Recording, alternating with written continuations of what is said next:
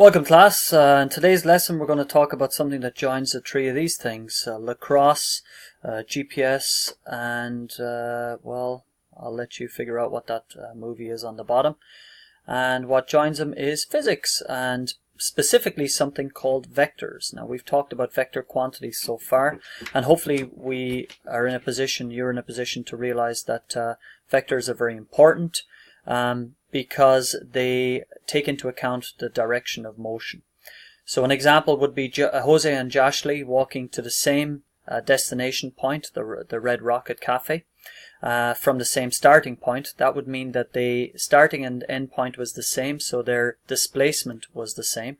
But Joshly has decided to go on a little bit of a wander, and Jose is taking the direct route. So you see that Joshly goes a much greater distance. And we'll also notice that Joshly has moved south, downward, and then to the right, and then upwards. Now that might be southeast and north if you were looking at it from above. So they have got different distances traveled, but the same displacement. The second scenario I want to introduce is one where Paolo walks 10 meters east, represented by the blue arrow, from the starting point here, and then he turns around and goes 20 meters west. Again, all along the same line, all one dimension, very, very straightforward. And we know if we look at those, we know that this purple section, which is the displacement from the beginning point to the end point, should be 10 meters west.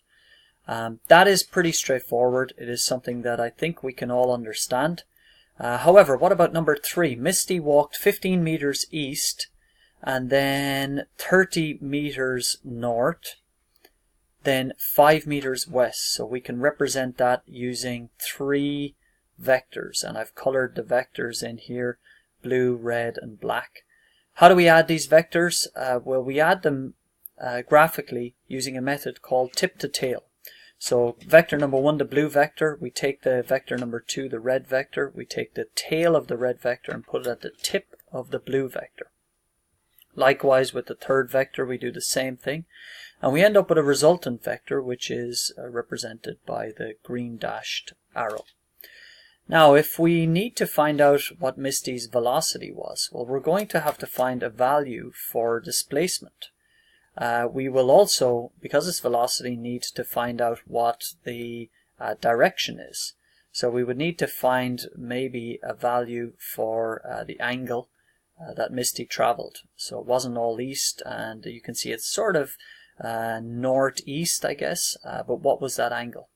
And we would have a time component, so you'd need to put the displacement over the time component. So how are we going to do that? Well, let's go back before we go forward, always a nice move, and talk about how do we represent vectors. Well, there's 3 things to bear in mind. Vectors are drawn as rays or arrows, and an angle gives a direction. So the direction here is represented by an angle. This would all be in the easterly direction, both of these vectors, because there's no angle, but we can change that by moving the vector. Graphically, the magnitude is represented by length, so which is kind of useful visually. The light blue vector is approximately half of the dark blue vector, so that would show you that the magnitude is approximately half. So for example, if these were velocity vectors, the light blue might be 10 meters per second and the dark blue might be 20 meters per second. The next thing we're going to talk about is how do we actually represent this two-dimensional motion. So if we take the blue vector here, we know it's in the northeasterly direction, and we know it's 50 degrees. But how do we write that? Well, we use a system that's common and consistent to avoid confusion, and we would write it as east 50 degrees north. Now why is that? Well, if we look to 50 degrees, how did we get that vector? Well, if you take the vector and you say, how do we start? What was the starting direction? It was east, and then we swept 50 degrees north. So the very first part was east, and then it went 50 degrees north. So you put your first movement in first, then the angle, and then your second direction. So for example, the green arrow, if you take a look at the green arrow, would we be able to represent, how would we represent the direction for the green arrow?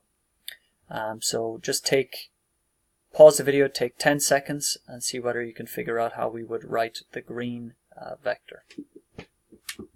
So the green vector, we start at east and then we swept 65 degrees south. Notice that it is 65 degrees south because that's where this degrees component is. So the right way to write that would be east 65 degrees south. Now students will sometimes say, yeah, but could I take, if I really wanted to, could I take this component, this degrees component here, which is 25 degrees, and say I start south and then I swept east. So south 25 degrees east, and yes, you can represent it like that also, and that would still be correct. So we've got to come up with a system for defining how we would add vectors. So graphically we said we're going to add them tip to tail. Okay, so let's have a look at how we're going to add these vectors, and we're going to move some of these vector components which I had put in, and we're going to show that we're going to break up the vector into its component pieces. So when we're adding components, we want to break them into their vector pieces, into their x and y components. So I'll show you an example. If we are adding A, B, and C, okay, so A, B, and C, we're going to add tip to tail, and we're going to arrive at this scenario where we have the resultant vector shown by the dashed line. Okay, so the resultant vector is now shown by this dashed green line. But before we start talking about numbers, it is important to note that this dashed green line, if we look at the start and finish point, we can represent this with a right angle triangle. Right angle triangle here. And we have a y component for the right angle triangle, and we have an x component for the right angle triangle. So if we could get the x and the y component total, we could figure out what this resultant vector is, because just use the Pythagorean theorem, and that would be quite easy for us. So let's break into the x and y components. So for A, we can take A out, it's all in the x. So we're just going to put in the vector for A, it's all in the x. We can remove B by putting in its x component and its y component. So the x component goes in here, the y component goes in here. Okay, and we can remove the vector that is C by breaking C into its x component, which you'll notice is a negative because it moves backwards in the negative x direction. And we need to put in the y component for C, which will be a positive. And when we do that, we actually end up at our resultant vector. Now this is useful because when we get to a point where we're trying to figure out what the resultant vector is, the value-wise, we need to get the total x and total y. And we're going to break it into its components. So graphically we add tip to tail, and we need to start thinking if they're complicated vectors of breaking them into their x and y components. So let's look at an example of that. If we wanted to add the vector quantity for vector A, which is in purple, and vector B, which is in yellow, if we add them graphically, we'll see that the resultant vector is shown by the green resultant vector in the dashed line. Now if we wanted to get figures for what the x and y value of the total resultant vector is, what we would need to do is figure out that the x component is along here for the resultant vector, and the y component, of course, is here. Now how do we get to that point? Well, we break it up, each separate component, into its x and y. So we take the purple component A, we take the x value of that, and then we take the x value of the yellow vector. Okay, so we're breaking into the x. We'll see that the first x value for the purple vector is a positive value. and for the yellow vector is actually a negative value. Okay, so when we add both of those vectors together, if this would stop moving around on me, that would be fantastic. When we add these together, we'll arrive at that total x point.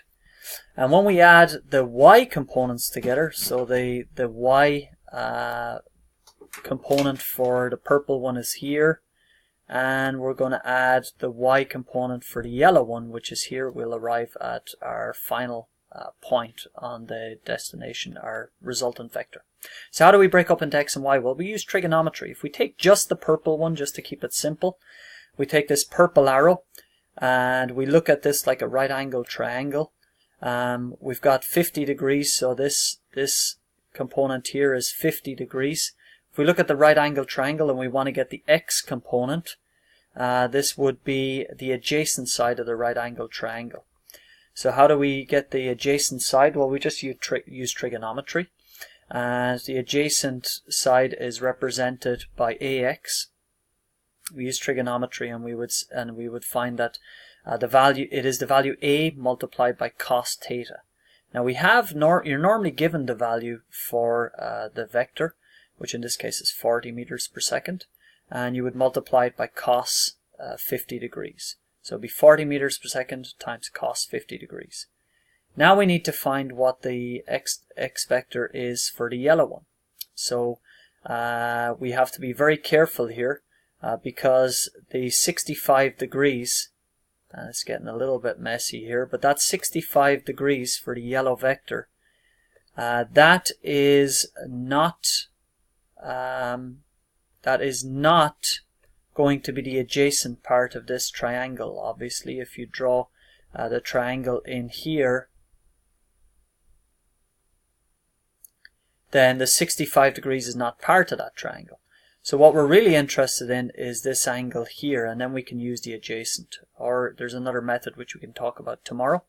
But again, you're using trigonometry, and you could use 25 degrees, get the adjacent again. So it would be 20 meters per second. So b is the magnitude of vector b is 20 meters per second, multiplied by cos 25 degrees. And you would now have a total value for x. You've got the components, two x components, you add them together, you get a total value. Likewise, you can add the y components. So you get the value for the first y, the value for the second y, and then you add them. You'll notice that the x component for the first x component is positive and the second one is negative. So you have to be aware of that. But both of the y components are positive. And that will give us our resultant green vector. So again, you have to add the total x. You'll add them for each vector, add the total y for each vector, and then you're left with a right angled triangle. And then you can use Pythagorean theorem to get the resultant side of that triangle, which would be the hypotenuse.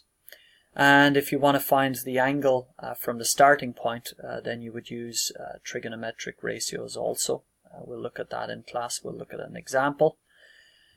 So now that we've gone through a brief overview, let's just recap. To determine vectors, a resultant vector algebraically, you determine the x and y components. You add all the x, add all the y.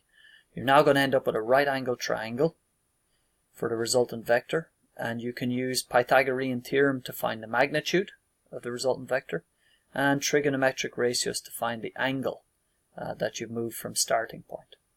So just to give you an example of one that you can work on, a boat sails 4 kilometers north, 45 degrees east, changes directions and sails 6 kilometers south, 45 degrees west. Where does the boat end up with reference to its starting point? So sketch the vectors first to give yourself an idea of where the resultant vector is, what quadrant it's in. And then break up algebraically into the x and components, get the total, y components, get the total, and see if you can figure out where the resultant vector would be. And we'll discuss this in class tomorrow.